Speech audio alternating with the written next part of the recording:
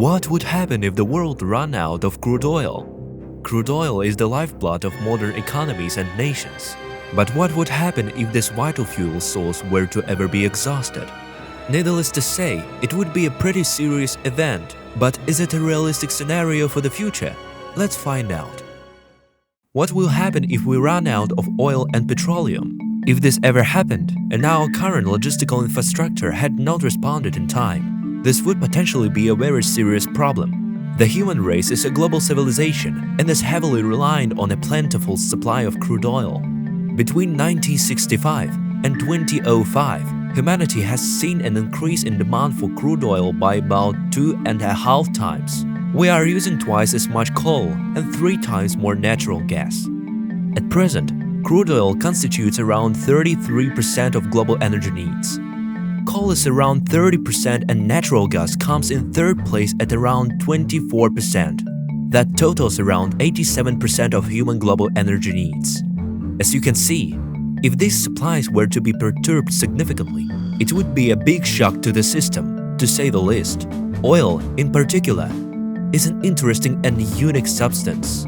It has a high energy content and is readily refined into liquid fuels through distillation.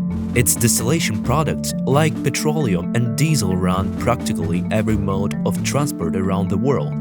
Oil and other fossil fuels are also vital for the production of electricity. We literally depend on them for pretty much everything. Food, materials, clothes, computers, mobile phones, pharmaceuticals, etc. all either directly or indirectly require crude oil and other fossil fuels for parts of their production or transportation.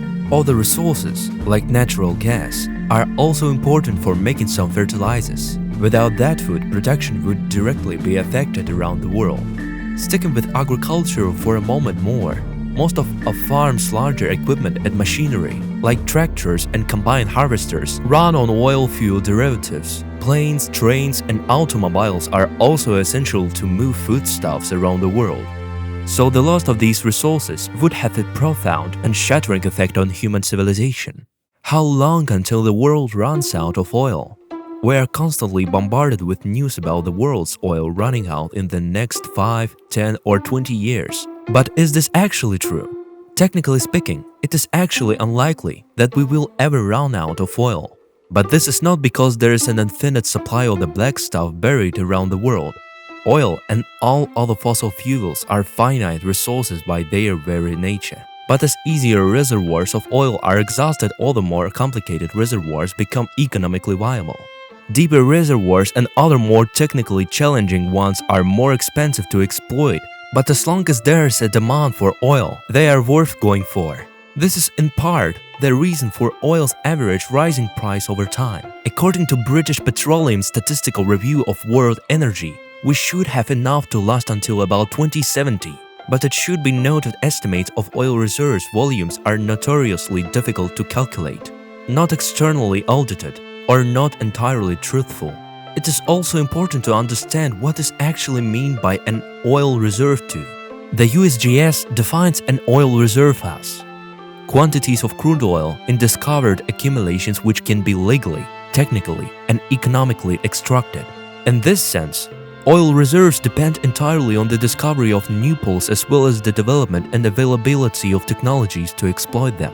They must also be legal to extract. This is partly the reason that despite oil extraction rates generally increasing over time, oil reserves have actually also been increasing over time. But and take it with a pinch of salt. According to BP's report, as of 2018, they believe we have around 50 years left at current consumption and production levels. Fool's black gold. Whilst it is, in reality, unlikely that crude oil reserves will ever be completely exhausted, that doesn't mean the quality of what remains is usable. In most reserves around the world, what remains underground tends to be of poorer quality. Most of it is termed heavy or sour. This means that it is not necessarily in a liquid form and tends to be more of a bitumen. It also contains high level of contaminants like sulfur. Sulfur can be highly corrosive to steel, which is bad news for refineries. This heavy oil requires complex and energy-intensive processing to remove the sulfur. which increases the cost of production overall. In essence, humanity has used up a lot of the good stuff from the glory days of the oil industry. All the newer potential sources like shale oil aren't that much better either. Despite the name, the term shale oil is somewhat misleading. This is not oil at all. In the true sense, it contains a substance called kerosene, which tends to be solid and needs to be heated to 500 degrees centigrade before further processing. This is to convert it to a liquid form that ostensibly resembles traditional oil. So although it is claimed there are trillions of barrels of oil under America, really this is only to encourage voters and investors. The actual energy return on energy invested is so poor that there has been no serious commercial exploitation of oil shale to date, and probably there never will be. How can we stop running out of crude oil and petroleum? In short, by cutting our dependence on it. Whilst this might sound a little flippant, it is likely to be a matter of our hands being forced rather than a planned slowdown in consumption globally. People will only be willing to pay top dollar for something, like a barrel of oil, so long as it actually does some useful work. And more critically, that work must be more cost-effective than using another energy source. The price of oil is likely to be capped as the relative cost of oil substitutes becomes more viable over time. Whilst, as we have seen, oil reserves are unlikely to ever be completely emptied and deeper extraction methods and exploration for new reserves will become more expensive over time.